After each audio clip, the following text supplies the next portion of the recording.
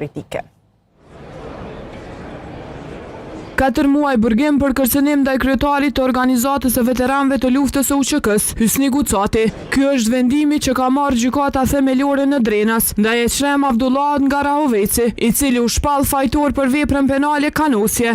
Përveç dënimit me burg, gjykata e obligoi të akuzuarin të paguajë 70 euro shpenzime procedurale, ndërsa palët kanë të drejtë ankesën ndaj gjykimit.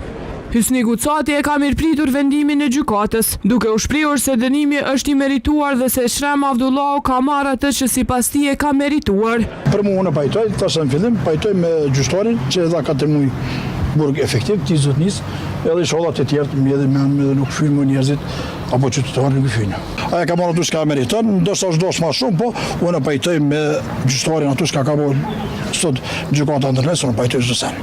Ndërkohë, avokati i Hysni Gucatit, Halim Shala, bëri të ditur se do të shqyrtojnë aktgjykimin dhe nëse vlerësojnë se ka bazë ligjore, do të reagojnë përmes mjeteve juridike të parapara me ligj.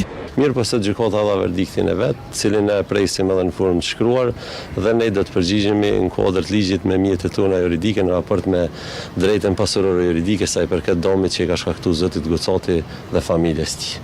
Sipas prokurorisë, Abdullahu kishte kërcënuar përmes rrjetit social Facebook kryetarin e organizatës së veteranëve të luftës së UÇK-s, Hysni Gucati. Pacientë të cilët kërkojnë shërbime mjekësore nëpër klinika